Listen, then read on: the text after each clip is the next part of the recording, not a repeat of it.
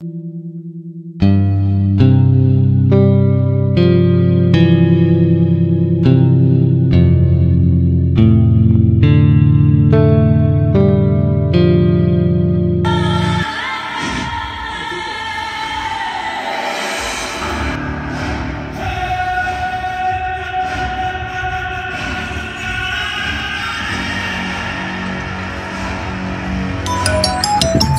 বাবা দিব্য, তুই তো খুব বিজি দেখছি এখানেও ফোন।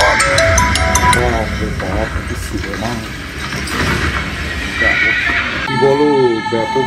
এইসব ছেলেরা সিনেমা হলে এসে এত কথা বলে কেন? যত দোষ আমাদের মেয়েদেরই। এই দিব্য, তোর ফোনটা এবারে সাইলেন্ট করতো বস, সাইলেন্ট করতো।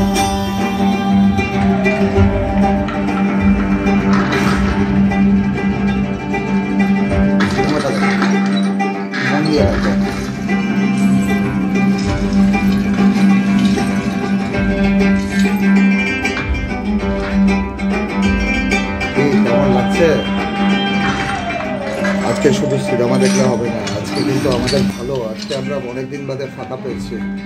তুমি তো ভাই আর সবে কাছে জয়েন করেছো। এই শুনুন, আপনারা এইভাবে কথা বললে আমরা কি করে দেখবো?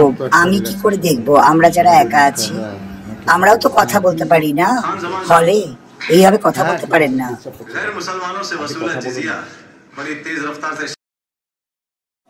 হ্যাঁ হ্যাঁ, পাবলিক হল তো, আমরা কথা বলতে পারলে আপনিও বলতে পারেন। আপনিও বলুন না, কেন ডিস্টার্ব করছেন? না শোনো, তুমি এবারে পাশের ছেলেগুলো কথা বলা বন্ধ করেছে। আমি তোমায় বলছি, তুমি আমার অনুগত, আমি জানি, কিন্তু তুমি কেন আসবে না?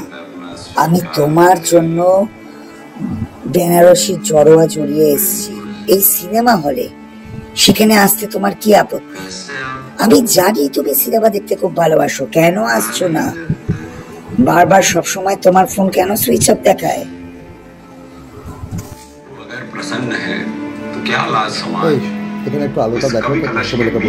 কি ব্যাপার ম্যাডাম, আমরা কথা বলছি বলে নাকি আপনি বিরক্ত হচ্ছিলেন? এবারে তো আপনি কথা বলে আমাদের বিরক্ত করছেন, এত কথা বলছেন।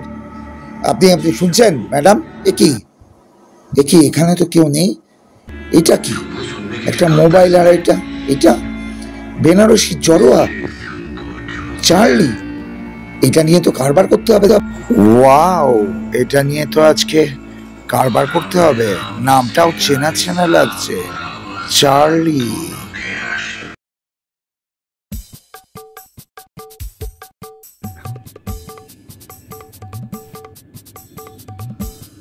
বাপ রে বাপ, কি কাণ্ড!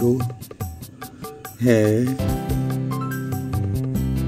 এই কলটাই তো যাচ্ছে না, পুরো ব্যাপারটাই ভৌতিক।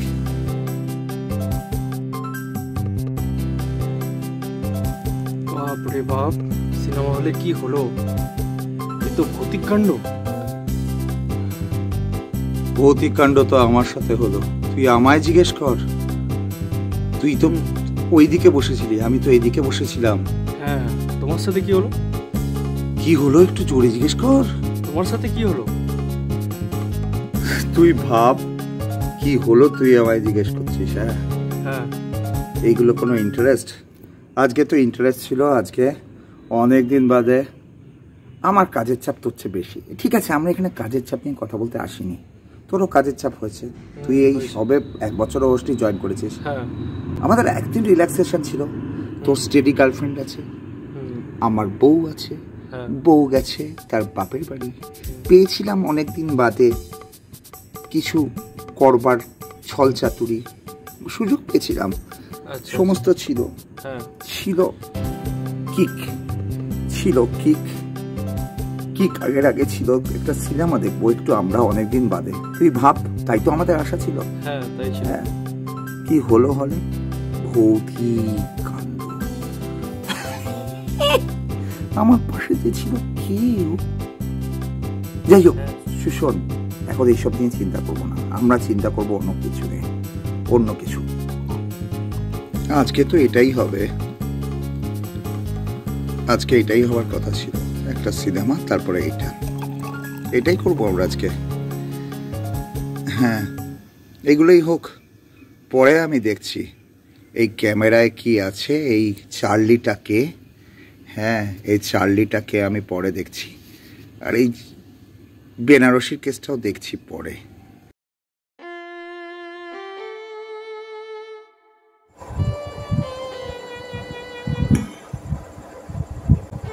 কে এই চার্লি? কে এই চার্লি? কে এই চার্লি? আমি জানি। কেন ওর মোবাইল সুইচ অফ? আরে মানুষটাই তো অফ। অফ তো আমি করেছি, আমরা করেছি। এই এই এই দিব্য, দিব্য, দিব্য, ও দিব্য তো চলে গেছে। দিব্য তো একটা বিয়ার মেরে একটু সোডার সাথে চলে গেছে। আমার তো নেশা যাচ্ছে না, আমার তো নেশা যাচ্ছে না। আমার একটা একটা কিচ্ছু হবে না, আমার আরো দুটো চাই।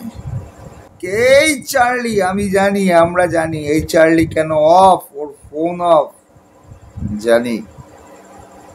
সারা দুনিয়া জানে ওই চার্লি ওই মেয়েটাকে, ওই মেয়েটার সাথে উল্টো পাল্টা কেস করেছে। দুনিয়া জানে সালা চার্লি, কিন্তু আমরা জানি চার্লি আসলে একটা সহজ সরল সালা পুতুল আমাদের হাতের ছিল। আর ওই মেয়েটা গোলাপি শাড়ি পরে হেলতে দুলতে হেলতে দুলতে হেলতে দুলতে এসে এসে এসে এসে এসে চার্লির মাথাটা খেয়ে চার্লিকে অনুগত করে আমাদের সব ইনফরমেশন জানার চেষ্টায় ছিল। নিজেকে খুব বড় খেলোয়াড় মনে করছিল মেয়েটা, বড় গেমার। দুনিয়া জানে সালা চার্লি ওই মেয়েটার সাথে অসভ্যতামি করেছে, অত্যাচার করেছে শারীরিকভাবে মেয়েটাকে। তারপর মেয়েটার আজকে এই বেনারসিটা, আচ্ছা আমার বউ তো বেনারসি পরেই বিয়ে করেছিল, কি বলছি আমি, সব মেয়েই তো বেনারসি পরেই বিয়ে করে, আমার বউ কেন? তাহলে ওই মেয়েটা সিনেমা হলে ছিল কিভাবে ছিল? ওর আত্মা কিরকম আত্মা যে বেনারসি জড়োয়া জড়িয়ে চার্লিকে আজও ফোন করে? ও বুঝে গেছিল মেয়েটা যে চার্লি আসলে ওর কোনো ক্ষতি করেনি, চার্লি আসলে পুতুল। ও বুঝে গেছিল, বুঝে গেছিল। হ্যাঁ, চার্লি ওর অনুগত, চার্লি আসলে পুতুল। তাহলে মেয়েটা মানে মেয়েটার আত্মা মানে একটা ভূতনি। হ্যাঁ, একটা ভূতনি আমাদের বাজে বাজে আছে, সিনেমা হল সেখানেও আছে। দিব্য।